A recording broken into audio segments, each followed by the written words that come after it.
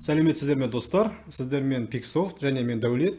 Бүгінгі біздің видео шоуымыз интернет-дүкен сайтына, яғни Сантаун компаниясының интернет-дүкеніне арналады.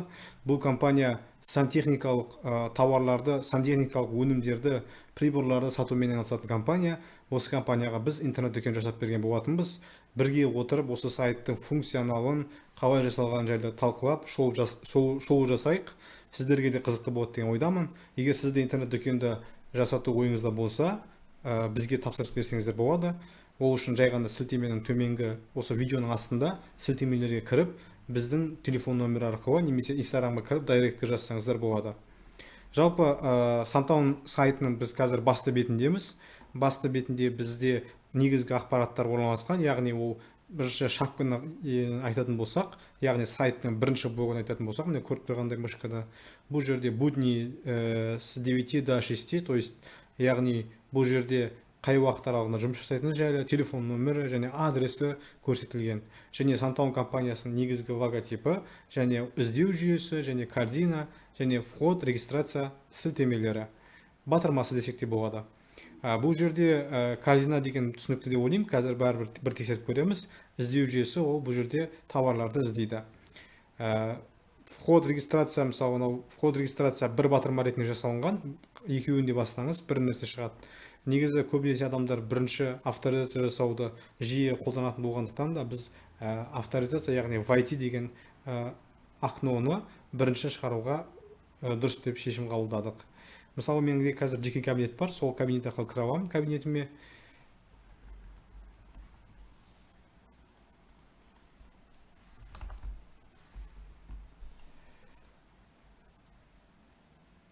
Міне мен өзімдегі жеке кабинетіме кірдім. Мен кіргеннен кейін мына жердегі вход регистрация деген кнопка жойылып, профиль деген шықты. Профильді басқан кезде мен өзімнің жеке кабинетіме кіре аламын.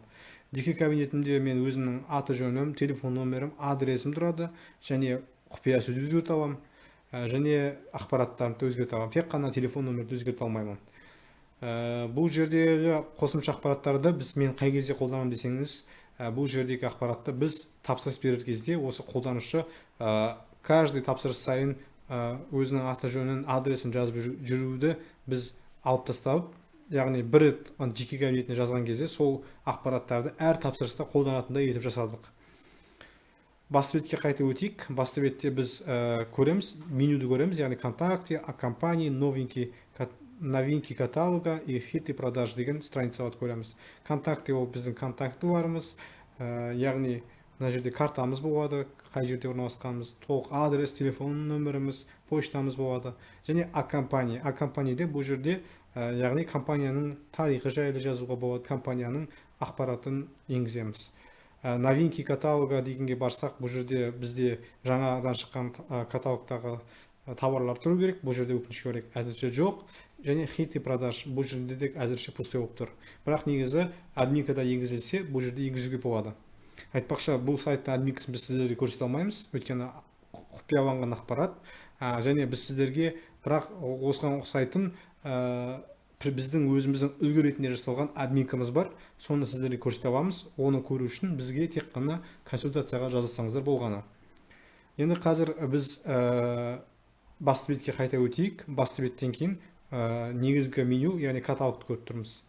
Каталогты басқан кезде біз басты бетке өтеміз. Басты бет, яғни әрдайым адам каталогты көру үшін каталогты басқан кезде басты бетке уақыттырады. Мысалы, мен қосымша контакты бетінде жүрсем, каталогты көру үшін каталогты бассам, мені басты бетке бірден уақыттырады, яғни мен бірден каталогтарды қолдана аламын.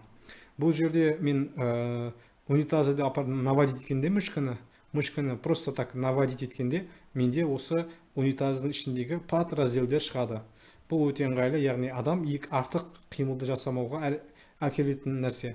То есть адам мышканы апарып, тағы басып жүрмейді, тек қана мышканы апарса, келесі разделдер шығып тұрады. Унитаздың ішінде унитазы напольныйды басам, напольные.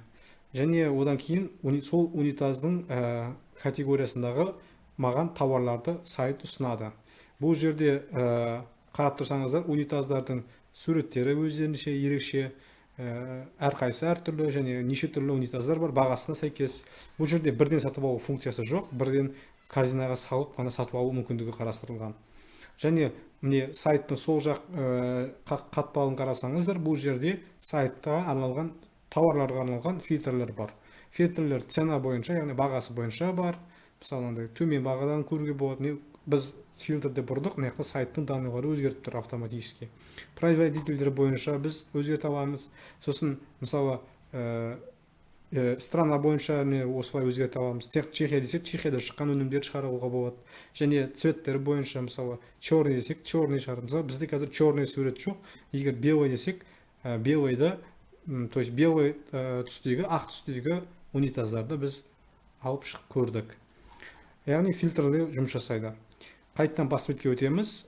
Басты бетте, мысалы, тағында ақпараттар орналасқан. Басты бетте осы каталогтан басқа слайдер орналасқан. Бұл слайдерде қосымша рекламалық, жарнамалық баннер ретінде қолдануға болады.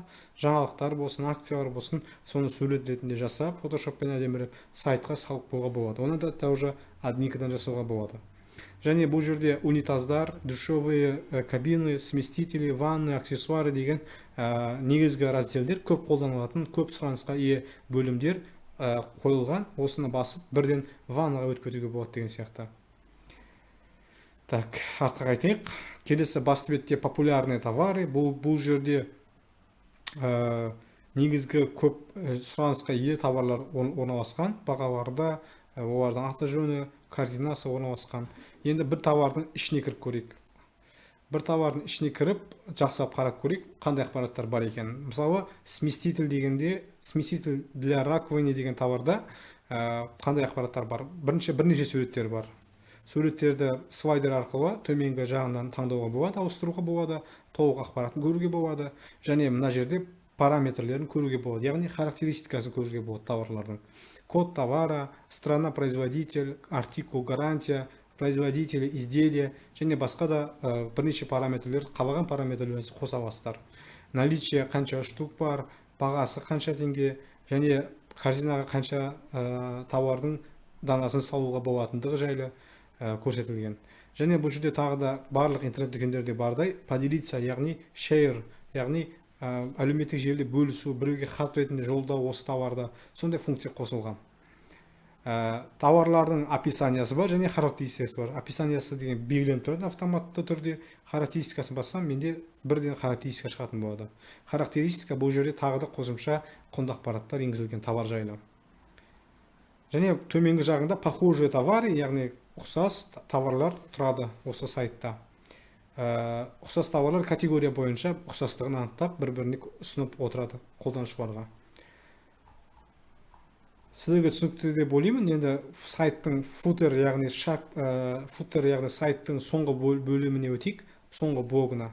Бұл блогта, айтпақшы, негізгі популярный товардан кейін почему мы деген блог бар. То есть бұл жерде қысқаша ақпарат берілеміз, неге бізді таңдау керек, неге басқа сантехникалық товар сататын дүкендерде емес, именно бізді таңдау керектігі жайлы жақсылап түсіндіреміз. Бұл жерде лендинг пейдждің стилінде жасалынған бұл блог, бірақ бұл жерге қосымша құнды ақпараттарды енгізуге де болады. Келесі соңғы блогты айтатын болсақ, бұл блог Сантаун сайтының футері, яғни соңғы аяқ жағындағы блог деп айтылады. Бұл жерде логотип болады және категориялар саны, негізгі категориялар салынады.